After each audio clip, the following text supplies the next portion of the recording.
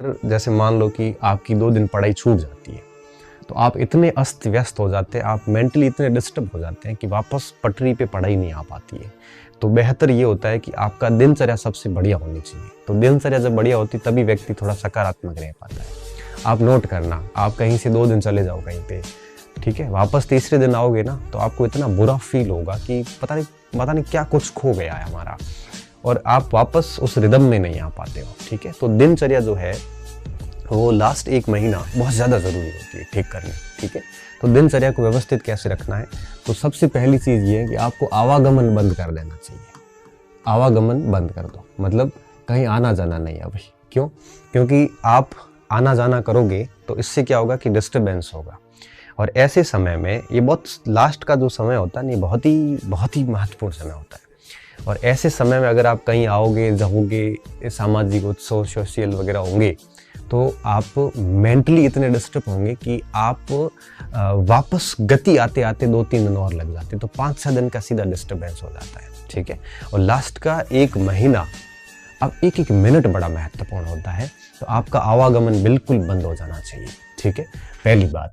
दूसरी बात, आपका ये जो सोशल साइट्स पे है आपके, ये सारी चीज़ें बहुत कम कर दो, बहुत कम। मतलब ये है कि अवॉइड करो इसको। फिर भी अवॉइड क्यों करना? क्योंकि कई बच्चे आएंगे कि एग्ज़ाम आगे बढ़ रहा है, कई बच्चे ऐसे आएंगे कि पेपर आउट हो रहे हैं सारे, कई बच्चे ऐसे आएंगे कि ओबीसी के कारण पोस्ट नहीं मिलेगी, कोई बच्चा आपकी कोई नई बात लेके आएगा मार्केट से। तो इन खबरों में आप अगर इस सोशल साइट से इसी खबरों में रहोगे तो आपका ध्यान डाइवर्ट होता रहेगा, और आपकी एनर्जी अगर किसी और वे में जाएगी ना, तो आप किताबों में अपनी ऊर्जा दे नहीं पाओगे। तो प्रयास ये करो कि इन चीज़ों से बचो आप।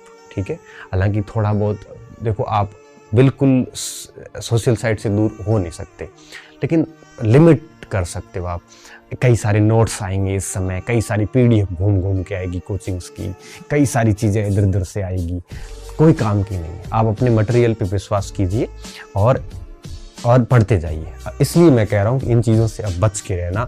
ये सारी ध्यान डाइवर्ट करने वाली चीज़ें, और जो अच्छे बच्चे हैं जो बहुत गंभीर है, उन्होंने या तो इनको अनइंस्टॉल कर लिया है और या इनको लिमिटेड कर दिया है। मतलब दिन में आधा घंटा, 5 मिनट, 10 मिनट, 15 मिनट, इससे ज़्यादा नहीं।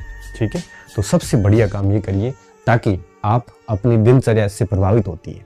सुबह उठते फ़ोन ऑन कर दिया, 15 से 20 मिनट कैसे इस फेसबुक यूट्यूब पे चले जाते हैं पता ही नहीं चलता है। आप किस काम से फ़ोन खोला था, उस काम को करने के लिए आपको दूसरी बार फिर फ़ोन खोलना पड़ता है। क्यों? क्योंकि पहली बार जब फ़ोन अपन ओपन करते हैं तो वो सारे नोटिफिकेशन देखते देखते हम भूल जाते हैं कि हमने फ़ोन क्यों ऑन किया था।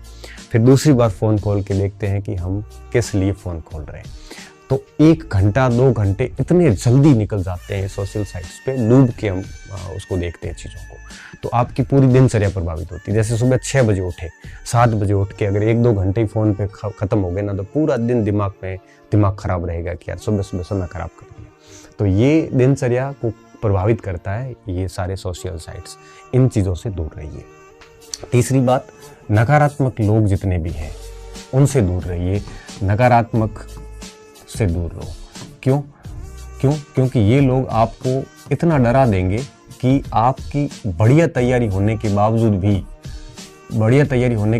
भी आप कॉन्फिडेंस नहीं बना